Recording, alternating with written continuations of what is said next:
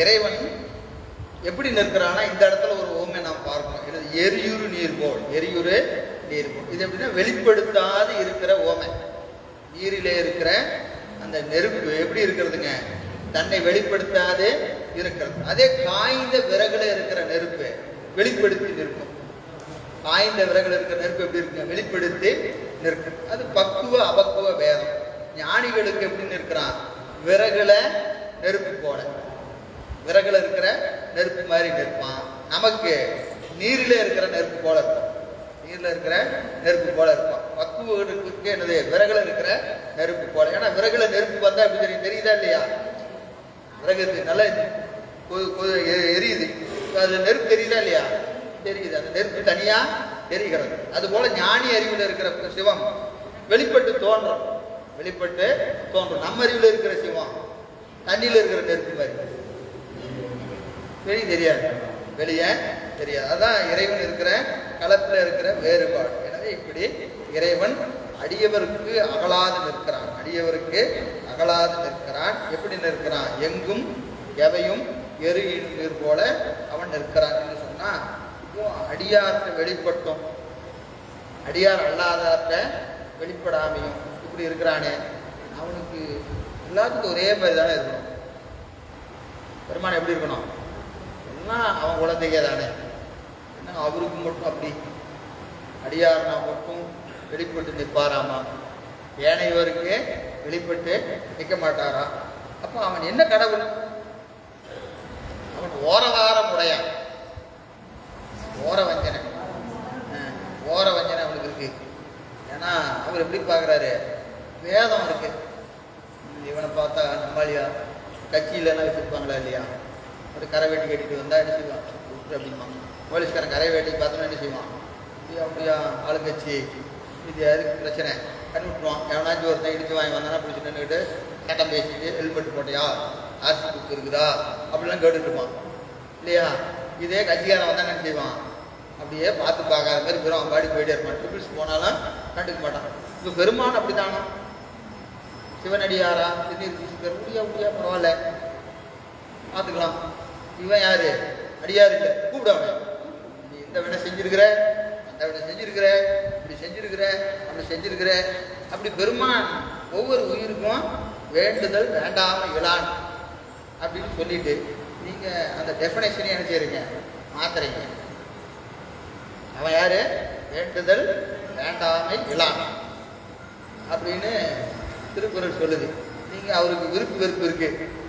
அடியார்னா வெளிப்பட்டு நிற்பார், அடியார் இல்லைன்னா வெளிப்படாம நிற்பார். அப்படின்னா அவன் எப்படி இருக்கிறான்? நடுநிலைமை தவறுகிறான். நடுநிலைமை இறைவன் தவறுகிறானோ அப்படின்னா இல்லை, அவன் ஒருபோதும் நடுநிலைமை தவறுவது இல்லை. அது அடுத்த குறப்பாடு சொல்றார். நலமிலன் நன்னார் நன்னினருக்கு நல்லன் சலமிலன் பெயர் சங்கரன். நலமிலன் நன்னார்க்கு நன்னினருக்கு நல்லன் சலமிலன் பேர் சங்கரன். அவன் பேர் என்ன தெரியுமாயா? சங்கரன். பேர் என்ன? சங்கரன். சம்கரன்.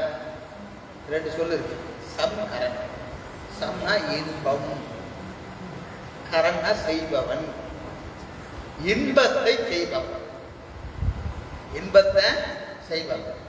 அந்த இன்பத்தை செய்பவனாலதான் அவனுக்கு என்ன பேரு? சங்கரன்னு பேரு. அவன் ஒருபோதும் என்ன செய்ய மாட்டான்? துன்பத்தை செய்ய மாட்டான். ஒருபோதும் துன்பத்தை இறைவன் செய்ய மாட்டான். இறைவன் செய்ய மாட்டான். அப்போ அவன் யார் அப்படின்னு கேட்டா நன்னினார்க்கு நல்லன்.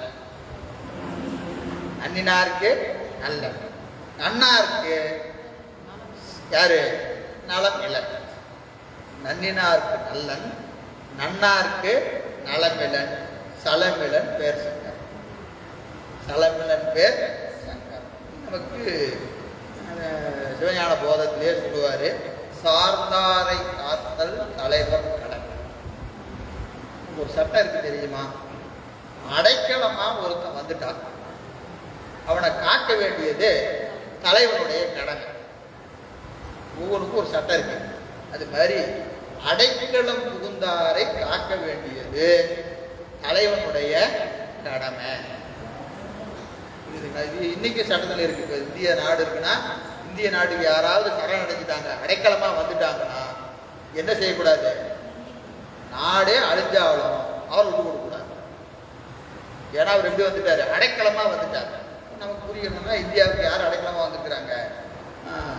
திபத்திலிருந்து தலாயிலாம வந்திருக்கிறார். திபத்திலிருந்து தலாயிலாம வந்திருக்கிறார். அவர் எப்படி வந்துட்டாரு? அடைக்கலமா வந்துட்டார்.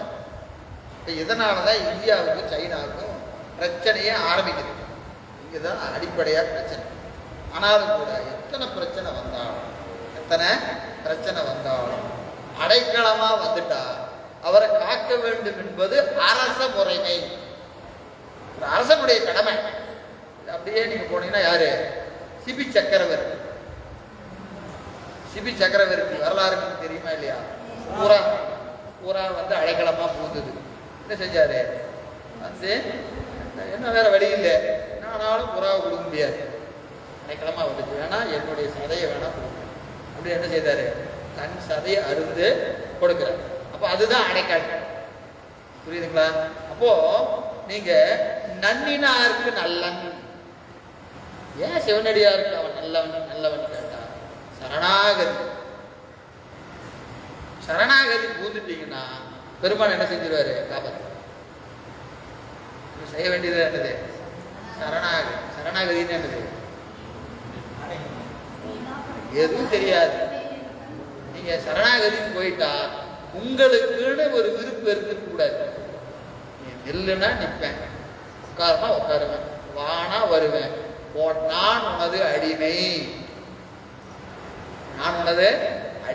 என்னைக்கு பெருமான் திருவடியில நான் உனது அடிமை என்று நாம சரணாகதி அடைஞ்சிட்டோம்னா அது வரைக்கும் இந்த நோட்டை வச்சு கணக்கு பார்த்துட்டு இருப்பாரு. எந்த நோட்டு? புண்ணிய கணக்கு, பாவ கணக்கு, இதையெல்லாம் வச்சு கணக்கு பார்த்துக்கிட்டே இருப்பார். நம்ம பார்க்கிறோம், ஒரு ஊர்ல ஒரு பண்ணையார் இருக்கிறாருன்னு வச்சுக்கோங்க. பண்ணையாரு இருக்கிறாரு. அந்த பண்ணையாருக்கு ஒருத்தன் பண்ணையத்துக்கு இருப்பானா இல்லையா? பண்ணையத்துக்கு இருப்பான். அவன் பணம் வாங்குவான், செலவுக்கு வச்சவான், ஒரு 2000 கொடுங்க, 5000 இது என்ன செய்வாரு? நோட்டு போட்டு எழுதிட்டே இருப்பாரு. அப்புறம் கடைசியில, சாமி அதெல்லாம் எனக்கு ஒன்றும் தெரியாது சாமி, எங்கடையெல்லாம் ஒன்றும் இல்லை. என்ன செஞ்சிடும் கடைசியில? நீங்க அப்படியே 1.5 லட்சம் ரூபா இருக்கிறான், அதெல்லாம் எனக்கு ஏன் சாமி, எனக்கு யாரு தெரியும்? நான் உங்க காலியே நாய் மாதிரி சுத்திட்டு இருக்கிறேன், என்கிட்ட 1.5 லட்சம் கேட்டா நான் எங்க போறது? என்கிட்ட ஒண்ணுமே இல்லை சாமி, சரி போ அப்படின்னு என்ன செஞ்சிருவாரு? விட்டுருவாரு. ஏன்னா இவங்க ஒன்றும் கிடையாது, இவங்க கேட்டாலும் திருப்பி அந்த 1.5 லட்சத்தை நான் தான் கணக்கு கொடுக்கணும். அப்ப என்ன செய்யுது? போ அப்படின்னு விட்டுறாரு. அப்போ சரணாகதி பெருமாண்ட போய் அடைஞ்சிட்டா இந்த சஞ்சீதம், ராதத்வம், அதெல்லாம் எனக்கு ஒன்றும் தெரியாதுயா, எனக்கு கணக்கெல்லாம் தெரியாது, நீ எனக்கே எழுதி வச்சிருக்கிற, எனக்கு தெரிஞ்சதெல்லாம் என்னது? திருவடி மட்டும்தான் எனக்கு தெரியும். எனக்கு தெரிஞ்சதெல்லாம் ஒண்ணுதான் தெரியும். திருவடியில நான் எப்படி கிடப்பேன்? நாயா கிடப்பேன், எனக்கு வேற ஒண்ணுமே தெரியாது அப்படின்னு சொல்லிட்டா மோட்டனால ஒரு வேணும் இல்லை. என்ன செஞ்சிடாரு? சரி வா அப்படி தூக்கி உள்ள விட்டார். இதுதான் நாம அடைய வேண்டிய முறைமை. நமக்கு நம்முடைய நாவுக்கரசு பெருமான் காத்தாழ்பவர் காவல் இகழ்ந்தமையார் கரை நின்றவர் கண்டுகொள் என்று சொல்லி மூத்தாய் அகம்பகல் நூற்றியிடே நடைகொண்டும் வழித்துறை ஒன்றறியே வார்த்தை இது ஒப்பது கேட்டறியே வயிற்றோடு துடைக்கிட ஆற்றேன் அடியேன் அதிகைகளில வீரண்டான துறை. ரொம்ப அருமையான பாட்டு. ஓமை சொல்லி அந்த பாடம். ஓமை என்னன்னா, ஒரு பெரிய ஒரு ஏரி நிறைஞ்சு நிற்குது. ஏரி நிறைஞ்சு நிற்குது. ராஜா பார்க்குறாரு, என்னது இதுல யாரும் உள்ள விட்டுறாத, ஆனா உடுந்தான காடி தப்பிக்கவே முடியாது. அதனால என்ன செய்யறாரு? சுத்தியும் காவல்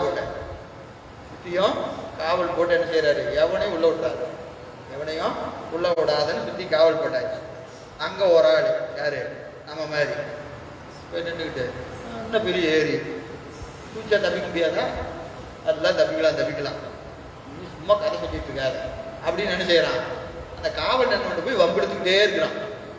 விழுத்துக்கிட்டே இருக்கிறான். அவன் பார்த்தான், உனக்கு சொன்னா புரியாது, உனக்கு சொன்னா புரியாது, திரும்பி நில்லு அப்படின்னு சொல்லி நினைச்சான். எட்டி ஒரு உதை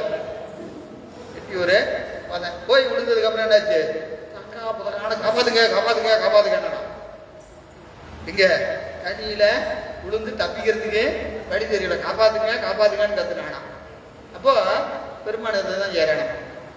காத்தாழ்பவர் காவல் இகழ்ந்தவை, யாரும் விழுந்துடக்கூடாதுன்னா காவல் போட்டு வச்சிருக்கேன். இவன் போய் என்ன செய்யறான், என்ன பெரிய காவல், என்ன பெரிய ஏரி, இவ்வளவு பூஜை தப்பிக்க முடியாதா அப்படின்னு என்ன செஞ்சுட்டு இருக்கிறான். அவனை இகழ்ந்து பேசிக்கிட்டே இருக்கிறான். காவல் இகழ்ந்தவையார் கரை நின்றவர். கரையில் என்ன காவல்காரன், கண்டுகொள் சொன்னாலாம் புரியாது, சொன்னாலாம் புரியாது ஓ அப்படின்னு என்ன செஞ்சான், கண்டுகொள் என்று நூத்தான் கெட்டி உதைச்சான். போய் தண்ணிக்குள்ள விழுந்து காப்பாத்துங்க காப்பாத்துங்கன்னு கத்துனான். நூத்தாய் அகம்புக 107 நிலை கொள்ளும் வழித்துறை ஒன்றறி. அப்படிங்கிறதுக்கே வழி தெரியல, கரையை ஏறவே முடியல. வார்த்தை மீது ஒப்பது கேட்டறி. இப்போ காத்தாழ்பவர் யாரு, திலகவதியார். திலகவதியார் போகாத சமணத்துக்கு போகாதையா, அதெல்லாம் பொய் சமயம் அப்படின்னு சொன்னா இவர் என்ன செய்யறாரு, அதுதான் உண்மை சமயம், அதுதான் நிலையாமை சொல்லுகிறது, சைவமெல்லாம் ஒன்றும் சரியில்லை அப்படின்னு என்ன செஞ்சாரு, அறிவு கொண்டு ஆராய்ச்சியெல்லாம் பண்ணிங்க, அதுதான் சூப்பர் அப்படின்னாரு. சாமி பார்த்தாரு, ஓ அப்படின்னு எட்டி வச்சுட்டாங்க. எங்க சமணமாகிய அந்த ஏரியில போய் யார் தள்ளி விட்டுட்டாங்க, பெருமான் தள்ளி விட்டார். பெருமானை தள்ளி விட்டுட்டார். எதுக்கு, இவரு இழந்ததுனால. அவரு போகாதன்னு காவல் யார, திலகவதி யார வச்சு, போகாத தம்பி வேண்டாம், அதெல்லாம் படுகொலி, போகாத போகாத. இவரு கேட்குற மாதிரி இல்லை. பெருமான் பார்த்தா சரி உனக்கு அனுபவப்பட்டாதான் தெரியும் அப்படின்னு என்ன செஞ்சுட்டாரான், எப்படி உதைச்சாரு. போய் 40 வருஷம் கழிச்சு ஐயோ அம்மானே கத்தி, என்னால முடியல, என்னால முடியல. வார்த்தை இது ஒப்பது கேட்டறியே, சொல்றதுக்கு வார்த்தையே இல்லை. வலிக்குதுன்னு சொல்றதுக்கு என்கிட்ட வலிக்குது வலிக்குதுன்னு தான் சொல்ல முடியுது, அதுக்கு மேல இந்த வேதனையை சொல்ல முடியல. ஏன்னா எப்படி வலிச்சாலும் என்ன சொல்ல முடியும், வலிக்குதுன்னு தான் சொல்ல முடியும். ஆனா ஒன்னா தலை வலிக்குது, ரொம்ப வலிக்குதுங்க, வயிறு வலிக்குது, ரொம்ப வலிக்குதுங்க, இல்லை ஒரு கேன்சர் ரொம்ப வலிக்குதுங்க, எல்லாத்துக்கும் ஒரே வார்த்தை தான், வலிக்குது வலிக்குது. ஆனா அந்தந்த வேதனை அவனுக்கு தானே தெரியும், எல்லாம் வலிதானே. ஒன்னும் வார்த்தை ஒண்ணுதான், தன்மை வேறு இருக்கா இல்லையா. ஏன் வயிற்றுல கேன்சர்ல வலிக்குதுன்னு கத்துறவனா, நல்ல திண்டு ஜீரணம் ஆகாம வயிறு வலிக்குதுன்னு சொல்றவனுக்கு வேறுபாடு இருக்கா இல்லையா. ஆனா 2 பேரும் என்ன சொல்லுவான், வலிக்குது வயிறு வலிக்குது வயிறு வலிக்குதுமா, இந்த வலி அந்த வலியும் ஒண்ணா இருக்கா இல்லையா. அப்ப அந்த தன்மை வேறுபாடு இருக்கிறது. அதனால எனக்கு இதை சொல்வதற்கு வார்த்தை இல்லைங்கிறார். வார்த்தை இது ஒப்பது கேட்டறிவேன், பயிற்றோடு துடைக்கு முடக்கிட ஆற்றேன் அடியேன் அதிகை கெடில வீரட்டான துறை அம்மானேன் மரர். பெருமான் ஒன்று வர மாதிரி காணும். திருப்பி கேட்கிறார், இது சரணாகதி என்கின்ற தத்துவத்தை மனசுல வச்சு கேட்கிறார். தன்னை அடைந்தார் வினை தீர்ப்பதன்றோ தலையாயவர் தன்கடன் ஆவர். என்ன கேட்டாலும் நீ சமணத்துக்கு போனா 40 வருஷம் இருந்தேன், நோட்டெல்லாம் வச்சிருக்க சாமி, போய் நான் இந்த சைவத்தை எப்படியோ பழித்தெல்லாம் பேசியிருக்கேன், அதெல்லாம் எடுக்காதீங்க. அந்த நோட்டை எடுத்தீங்கன்னா இந்த பிறவியில எனக்கு விடுபேர் கிடையாது, இந்த பிறவியில விடுபேர் கிடையாது. அதனால என்ன செய்யுங்க, சரணடைஞ்சிட்டேன், எனக்கு வேற ஒன்றும் தெரியாது. தன்னை அடைந்தால் வினை தீர்ப்பதன்றோ தலையாயவர் தன்கடன் ஆவர்தான். வந்து சரணடைஞ்சாச்சு, எனக்கு என்ன வினை இருந்தாலும் சரி, நீங்க என்ன செஞ்சிடணும், எல்லாம் தள்ளுபடி பண்ணுங்க, எல்லாம் தள்ளுபடி, வேற வழி கிடையாது. எனக்கு உங்களுக்கு இப்போ உங்க திருவடியை நான் வந்து சரணடைஞ்சாச்சு. அதனால என்ன செய்யுங்க, ஒண்ணுமே பண்ணுங்க. தன்னை அடைந்தால் வினை தீர்ப்பதன்றோ தலையாயவர் தன்கடன் ஆவதுதான். நன்னடையார் அதிகை கெடில வீரட்டான துறை. சரணடைந்தார் நாவுக்கரசு 40 வருஷம் கழிச்சு வராரு. வந்த உடனே சரணடைந்தார், பெருமான் ஏற்றுக்கொண்டார். அப்படின்னா நினைச்சு பாருங்க எவ்வளவு கருணையா இருக்கும் பெருமானுடைய கருணை. என்ன நோக்கம்னா சரணடையணும்.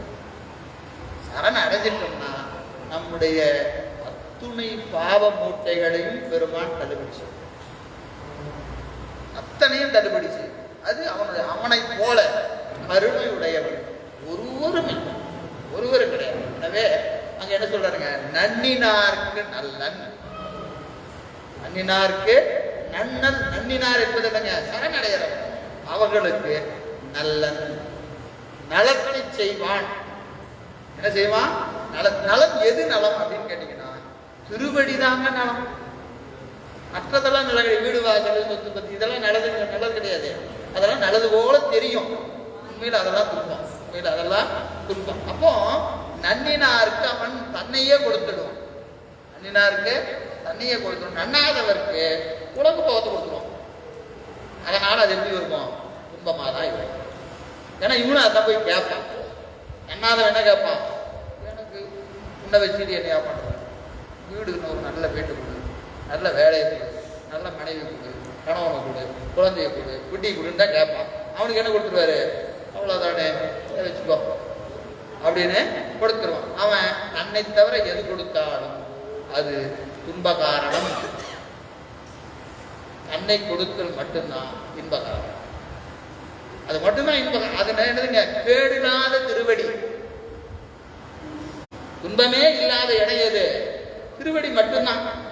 மற்ற எல்லாமே இன்பம் போல தெரியும், இன்பம் போல தெரியும். ஆனா அது என்ன கிடையாது? இன்பம் அல்ல, அது இன்பம் அல்ல. அதான் அங்க சொல்றாரு. எனவே அந்த இறைவன் யாரெல்லாம் என்ன செய்யறாங்க? திருவடியை அடைகிறார்கள் அவர்களுக்கு என்ன செய்வாங்க? நலத்தை ஒன்றையே. நமக்கு நாவுக்கரசு பெருமானுடைய அந்த நமச்சிவாய பதிகத்தில் இருக்குதா இல்லைங்களா? சலமிலன் சங்கரன் சார்ந்தவர்களெல்லாம் நலமிலன் நாள்தோறும் நல்குவான் நலம். நாள்தோறும் நல்குவான் நலம். உளமிகராகிடும் குலத்திற்கு ஏற்பதோ நலமிக கொடுப்பது நமச்சிவாய். நாவுக்கரசு பெருமானுடைய திருவாக்கிலையும் இதே செய்தி தான். எனவே இறைவன் என்ன செய்கிறானுங்க? நன்னினார்க்கு நல்லனாக பேரின்பத்தை கொடுப்பவனாக இருப்பான். ஏனையோருக்கு என்ன செய்வான்? அவங்க விரும்புறத கொடுத்துருவான், விரும்புறத கொடுத்துருவான். இது நமக்கு ரொம்ப அழகா பார்க்கிறோம். வள்ளுவர் பெருமானுடைய வாக்கு தான் அதுக்கு வருது இல்லைங்களா? என்னது? துப்பார்க்கு துப்புவாய துப்புவாக்கி, துப்பார்க்கு துப்பாயதோகும் மழை. மழையை சொல்கிறோம். அந்த இந்த 2வது அதிகாரம் பூரா கருணை தான். மழைனாவே இது திருவருள் தான். திருவருள் தான் மழை, திருவருள் தான் மழை. அப்படியே திருவருள் அந்த பாட்டில் புரிஞ்சு பாருங்க. துப்பார்க்கு துப்புவாய துப்புவாக்கி, உண்பவர்க்கு உண்பதற்கான உணவை ஆக்கி.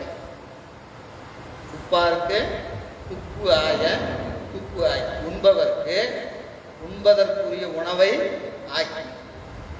உண்பவர்க்கு தானே உணவாகவும் இருப்பது மழை. துப்புவாய துப்பு ஆவதும் மழை. 2 பொருள் சொல்றார். ஒண்ணு, இந்த மழை என்ன செய்யும்? உண்பதற்கான பொருளை ஆக்கி கொடுக்கும். பிறகு தானே உணவாகவும் வரும். தானே உணவாகவும் வரும் அப்படின்னு சொல்றாரு. இப்ப மழைங்கிற இடத்துல கருணை, மழைங்கிற இடத்துல என்ன செய்யணும்? கருணை அப்படின்னு வைத்துக் கொண்டீங்கன்னா, இந்த கருணை பக்குவம் வருகிற காலம் வரைக்கும் இந்த உயிர் விரும்புகிற உலக போகத்தை விளைவித்து கொடுக்கும். உலக போகத்தை எது விளைவித்து கொடுக்கும்? பெருமானுடைய கருணை. எது வரைக்கும்? பக்குவம் இல்லாத காலத்து.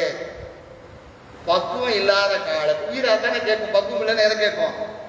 உலக போகத்தை தானே கேட்கும். பக்குவம் இல்லாத உயிர் எதை கேட்கும்? எனக்கு வீடு வேணும், வாசல் வேணும், இது வேணும், அது வேணும் கேட்கும். அதையெல்லாம் எது செய்து கொடுக்கிறது? அருள் தான் செய்து கொடுக்கிறது. சரிங்களா? அப்போ இந்த உலக போகத்தை ஆக்கி கொடுப்பது எது? அருள். பக்குவம் வந்த காலத்து, பக்குவம் வந்த காலத்து இந்த அருள் என்ன செய்யும்? தானே போகமாய் விளையும். தானே போகமாய் விளையும். அப்போ அந்த மழை எப்படி நிற்கிறது? உணவை ஆக்கியும் கொடுக்கும், தானே உணவாய் நிற்கும். அதுபோல கருணை என்ன செய்யும்? உலகம் வேணும், உலகம் வேணும்னா உலகத்தை கொடுத்துட்டு இருக்கோம். எனக்கு உலகத்தை வச்சு நான் என்ன பண்றது? எனக்குலாம் வேண்டாம் சாமின்னு என்ன செய்யறோம்?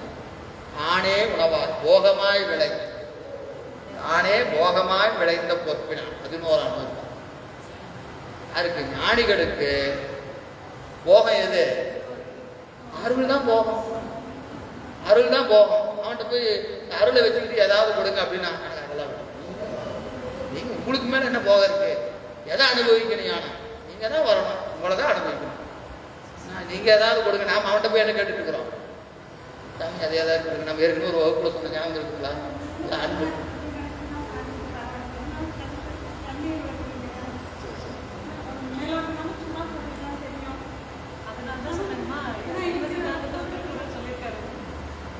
இல்ல.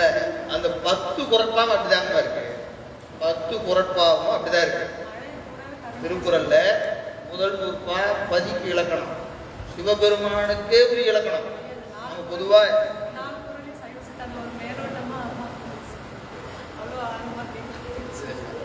அந்த முதல் 10 அதிகாரம் 10 குறட்பா இருக்கா இல்லைங்களா? கடவுள் வாழ்த்து, கடவுள் வாழ்த்து முழுக்க முழுக்க பதி இலக்கணம், சிவபெருமானுடைய இலக்கணம். நம்ம ஏதோ பதி இலக்கணம் சொல்லலை, திருக்குறளை இல்லைன்னு சொல்லிட்டு இருக்கிறோம். அது அப்படியே பதி இலக்கணம். ரெண்டாவது எனது வான் சிறப்பு என்பது அருளுக்கு இலக்கணம், சிகரத்தை சொல்லி ரெண்டாவது வகரத்தை சொல்றாரு. மூணாவது குறள் அதிகாரம் என்னது? சீவன் முத்தர் இலக்கணம். சீவன் முத்தர் இலக்கணம். நீங்க அப்படியே குறப்பா பூரா நீங்க நம்ம வழித்தெல்லாம் சொல்ல வேணாம், நேரடியாக அதான் பொருள் இருக்கு.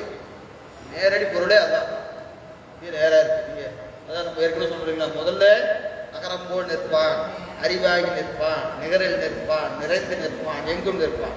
அப்படியே அங்கே வந்தீங்கன்னா வள்ளுவர் என்ன சொல்லியிருக்கிறாரு? முதல் குறப்பா என்னதுங்க? அகர முதல எழுத்தெல்லாம் ஆதி பகம் முதற்றே உலகிறார். காணப்பட்ட உலகை கொண்டு பொறிகளால் காண முடியாத பதிக்கு அத்துவத இலக்கணம் சொல்றாரு. அத்துவிதம்னு சொன்னாவே அகரம் தான். இங்க நம்ம இதுல பார்த்தோமா இல்லைங்களா? உண்மை விளக்கத்துல பார்த்தோமா இல்லையா? பெருமான் எப்படி நிற்கிற? அகரம்போல் நிற்பான். அகரம்போல் நிற்பான் என்பது எங்க? உண்மை விளக்கத்தில் இருக்கு, அப்புறம் திருவருட்பயன்ல இருக்கு, சிவஞான போதத்தில் இருக்கு, சிவஞான சித்தியார்ல இருக்கு. எல்லா இடத்திலும் பெருமானுடைய அத்துவித இலக்கணத்துக்கு எதை சொல்றாரு? அகரம் தான் சொல்றாரு. அகரம் தான் சொல்றாரு. அப்படின்னா என்னதுங்க? பதிக்கு அத்துவித இலக்கணத்தை முதல்ல சொல்றாரு. முதல் குறப்பாவே என்ன சொல்றாரு? பதி இலக்கணம் சொல்றாரு. பதி இலக்கணத்தை சொல்றாரு. ரெண்டாவது என்னது? 8ஆம் நூற்பாவினுடைய கருத்து சொல்றாரு. சிவஞான போதத்துல 8ஆம் நூற்பா கருத்து. கற்றதனால் ஆய பயன் எண்கொள் வாளறிவன் நற்றான் தொழார் எணி அப்படின்னு என்னதுங்க? கற்று என்பதுக்கு நம்ம சொன்ன இல்லைங்களா? அனுபவமுடைய தேசிகன் பால் கேட்டு, அனுபவமுடைய தேசிகன் பால் கேட்டு அப்படின்னா அது எது? 8ஆம் நூற்பா. ஐங்குல வேடையின் அயர்ந்தனை வளர்ந்தியன தம்முதல் துருவுமாய் தவத்தினில் உணர்த்த விட்டு அந்நியன் இன்னையின் அரண்களல் செல்லுமே. அப்போ பெருமான அறியணும்னா நமக்கு இந்த சைவத்துறைக்கு நாம முதல்ல தரிசிக்க வேண்டியது யாரு? குருநாதன் தான். குருநாதன் தான் அடங்கி நின்று பாடம் கேட்டாதான் பெருமானுடைய இலக்கணம் நமக்கு அறிவுல விளக்கும். இப்ப 2வது குறப்பாலே அதை வைக்கிறாரு. 8ஆம் நூற்பாவின் கருத்தை எங்க வைக்கிறாரு? 2வது சூத்திரத்துல இதுலயே வைக்கிறார். குறப்பாலேயே வைக்கிறார். சரி, குருநாதன் வந்தாச்சு, உபதேசம் வாங்கியாச்சு, அடுத்தது என்ன செய்யணும்? 9ஆம் நூற்பா சாதனை செய்யணும். 9ஆம் நூற்பால என்ன செய்யறாரு? சாதனை. சிவஞான போதத்துல 9ஆம், நீங்க அது 9ஆம் நூற்பால கேட்டா தெரியும். அதுல சாதனை என்பது என்னதுங்க? இதய தாமரையிலே பெருமான எழுந்தருளிருந்து அகப்பூசை செய்யணும். இதான் 9ஆம் நூற்பாவுடைய கருத்து. பெருமான் எங்க பார்க்கணும்? வெளியெல்லாம் தேடக்கூடாது.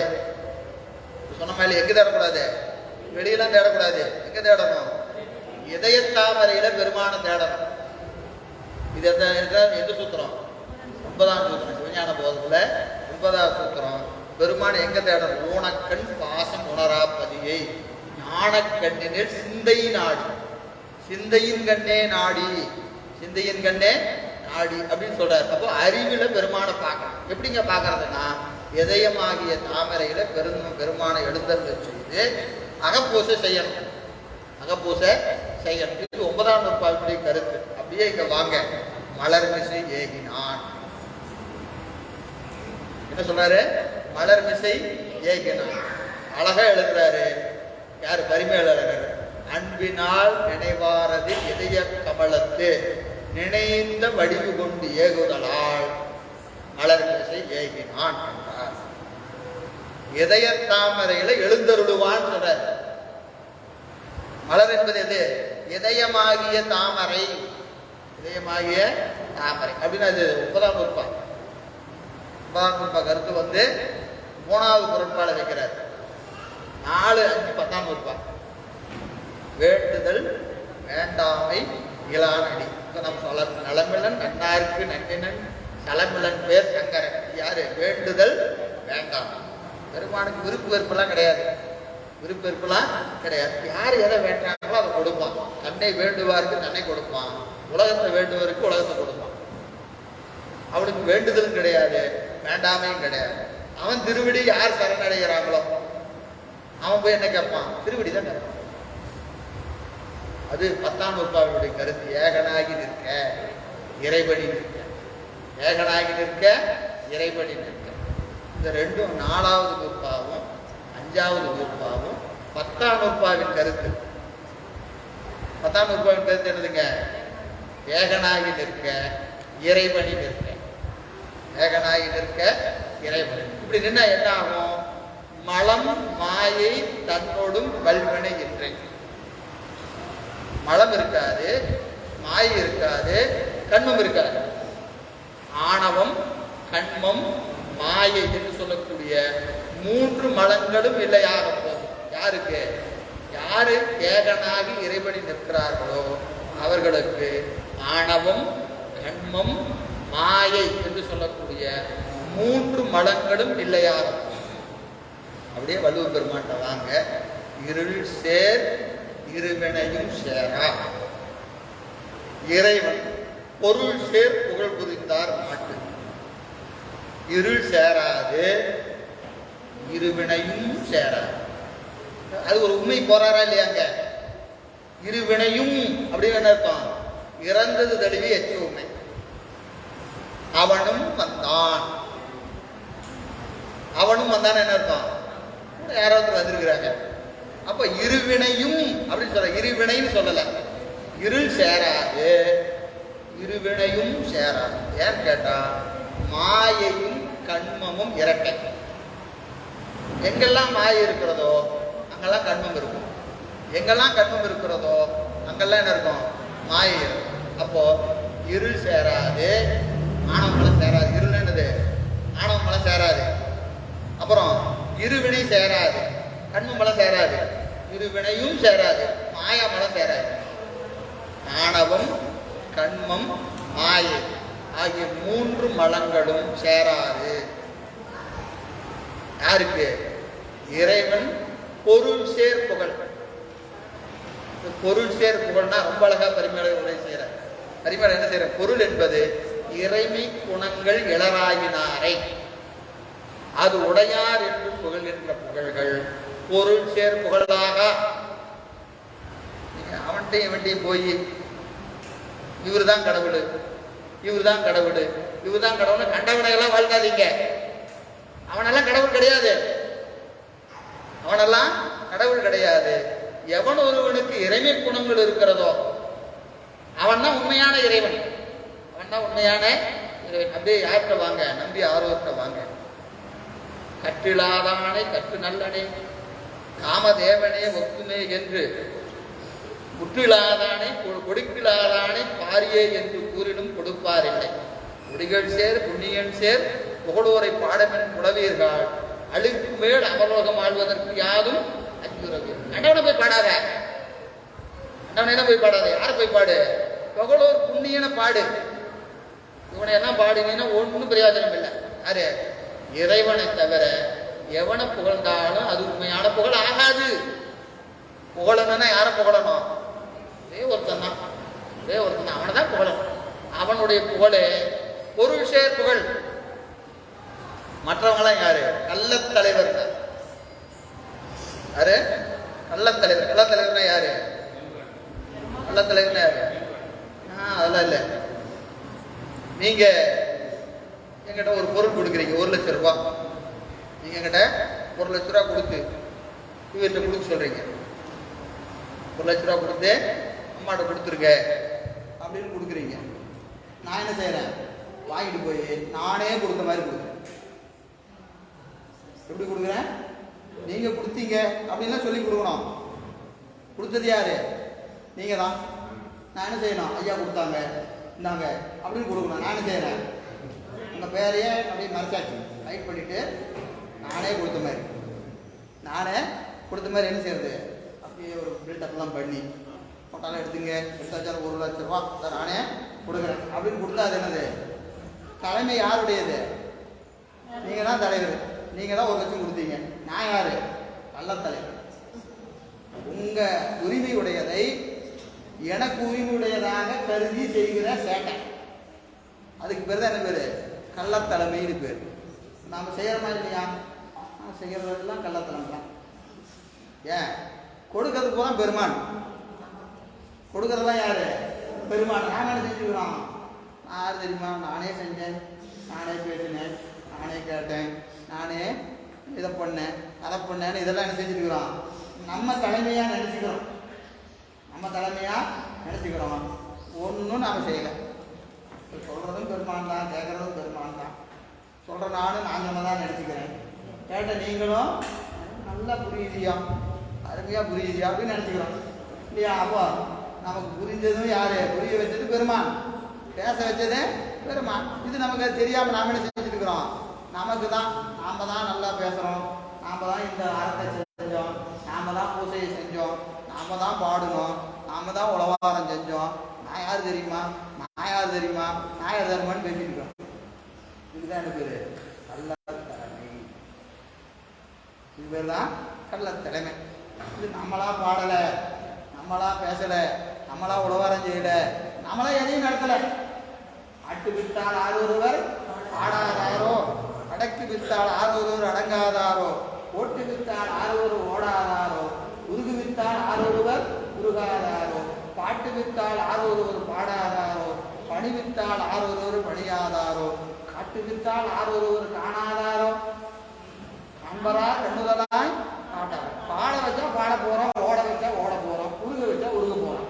நாம் என்ன நினைச்சுக்கிறோம், நானே பாடுறேன், நானே ஓடுறேன், நானே உருகுறேன், இப்படிலாம் நினச்சிக்கிறோமா இல்லையா. அதுக்கு பேர் தான் என்னது, கள்ளத்தலைமை. இதுக்கு பேர் தான் கள்ளத்தலைமை. தலைமைன்னு சொன்னால் யார், உலகத்துக்கு 224 புவனத்துக்கு ஒரே தலைமை தான். அது யார், பெருமான் மட்டும்தான். அவனை பாடுவது தான் பொருள் செயல் புகழ், அது மட்டும்தான் பொருள் செயல் புகழ். மற்ற யாரை புகழ்ந்தாலும் கள்ளத்தலைமை தான். யாரையும் புகழக்கூடாது, எல்லாம் கருவி தான், அத்தனையும் கருவி தான். யாருக்கும் விதிவிலக்கு கிடையாது. இபுதாசார் அபுதாசார் ஒருத்தரும் கிடையாது, எல்லாம் யாரு, பெருமான ஆற்றாரு. நம்ம ஆடுகிற பொம்மை, நமக்கு ஒன்றும் கிடையாது, எல்லாமே பொம்மை தான். ஆனால் நமக்கு அப்படி இருக்கான்னு கேட்டால் இல்லைன்னு தான் சொல்லணும். அது கருத்து வகையால் நமக்கு என்னென்ன வரல, அறிவு வகையால் நிகழ்ந்திருக்கிறதே அன்றி கருத்து வகையால் அது இன்னும் நிகழலை.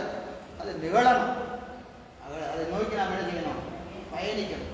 பெருமான் தான் அதிகம் கொடுக்கணும். எனவே அதான் இங்கே சொல்றாரு, இருள் சேர் இருவினையும் சேரா இறைவன் பொருள் சேர் புகழ். அந்த பொருள் சேர் புகழை என்ன செய்யணுமா, புரிந்தார். ஒவ்வொரு சொல்லும் எப்படி வச்சுக்கிறார் பாருங்க. புரிதலாவது என்னது, இடையராது. இறைவன் புகழ் என்ன செய்யணும், ஞாயிற்றுக்கிழமை வகுப்புக்கு போய் பேசிக்கலாம், அடுத்த சித்தாந்த வகுப்புல தான் பெருமாள் புகழை பேசணும் அப்படின்னு போறதில்லை. எப்படி பேசணும், இடையராது சிந்தித்து, இடையராது புரிதலாவது, இடையராது சிந்தித்தல், இடையராது சிந்தித்தல். அப்போ யாரை பேசணும், பெருமான பேசணும். எப்போ பேசணும், எப்பவும் பேசணும். அப்படி யார் ஒருவர் இறைவன் புகழை இடையராது சிந்தித்துக் கொண்டிருக்கிறார்களோ அவர்களுக்கு ஆணவம், கண்மம், மாய் என்ற மும்மலங்களும் பாதியதையே செய்யாது. அவைங்களுக்கு தான் செய்யாது. அவனே தானே ஆகிய அண்டறி ஏகனாகி இறைபடி நிற்க, ஏகனாகி இறைபடி நிற்க. என்ன மலம் மாயை தன்னோடும் வல்வினை என்ற ஆணவம், கர்மம், மாயாகி 3 மலங்களும் வாதனைய செய்யாது என்று நமக்கு காட்டுறாங்க. 5 வரைக்கும் இருக்கு. சரி, நம்ம இந்த முடிச்சிடுவோம். இப்படி திருக்குறள் பூரா அதாம்மா, பூரா சைவ சித்தாந்தம் எல்லாமே. நீங்கள் வரிசையாக இன்னும் 6, 7 போனால் எல்லாம் அதுதான் இருக்கு. அப்படியே நீங்கள் எடுத்து பாருங்க. 2வது அதிகாரம் பூரா அப்படியே அது கருணை தான். அப்படியே கருணை தான், நேரடியாக கருணை தான் சொல்லுது. எங்கேயுமே வேற வேலை அதெல்லாம் அங்கே நம்ம வலிஞ்செல்லாம் பொருள் செய்ய வேண்டாம். நேரடியாக கருணை தான், நேரடியாக அப்படியே இந்த இலக்கணம் தான் சொல்லுது. அதே மாதிரி 3 யாரு சீவன் புத்தர் இலக்கணம். செயற்கரிய செய்வர் பெரிய, செயற்கரிய செய்வர் பெரிய, சிறியர் செயற்கரிய செய்களாக அப்படியே எடுத்து வச்சுக்கங்க. நாயன்மார் 63 பேரை அவ்வளோதான். யார் செய்ய முடியும்? யாராவது செய்ய முடியுமா? நம்மளால முடியுமா? அதனால தான் மிக பெரிய, அதனால அந்த புராணத்துக்கு பெரிய புராணம். ஏன் பெரிய புராணம்? பெரியர் புராணத்தை பேசுவதனால அது பெரிய புராணம். நம்ம புராணம்ல என்ன புராணம்? சிறியர் புராணம் தான். நம்ம நம்ம புராணம் தான் பெரிய புராணமா இருக்கு. பேசினா நம்ம புராணத்தை தான் என்ன செஞ்சுட்டு இருக்கிறோம்? பெரிய புராணமா பேசிட்டு இருக்கிறோம். பேச வேண்டிய புராணம் யாருக்கு? பெரிய புராணத்தை தான் பேசணும். செயற்கரிய செய்வர் பெரியர், செயற்கரிய செய்வர் சிறியர், செயற்கரிய செய்களா. நிறைமொழி மாந்தர் பெருமை நிலத்து மறைமொழி காட்டி அவங்க சொன்ன சொல்லு இருக்கா இல்லையா, அது அவங்க நிறைமொழி மாந்தர்னு காட்டு. புரியுதா இல்லைங்களா? அது யாரு? தேவாரம். ஞானசம்பந்தர் நிறைமொழி மாந்தருக்கு எது சான்று? சொன்ன தேவாரம் தான் சான்று. திருவாசகம், அப்புறம் சான்று தேவாரம், பெரிய புராணம், இது எல்லாமே எது? அவங்க நிறைமொழி மாந்தர் என்பதற்கு சான்று. நிறைமொழி மாந்தர் பெருமை நிலத்து மறைமொழி அப்படின்னு என்னது? அவங்க வாயிலிருந்து வர்றதெல்லாம் மறைமொழி தான். அதுதான் அவங்களுக்கு சான்று, அது அவங்களுக்கு சான்று. யாரு? அவங்க நிறைமொழி மாந்தர் என்பது. அப்போ அது பூரா யாரு? சீவன் புத்தர் இலக்கணம். அடுத்தது 4 அறன்வழி இருக்குன்னு சொல்றாரு. சரி, இங்க முடிச்சிருவோம். அது இன்னும் உளது 10வது. அங்கிருந்து இங்க வந்துட்டேன், திருக்குறள் இருந்து கன்ஃபியூஸ் ஆயிட வேண்டாம்.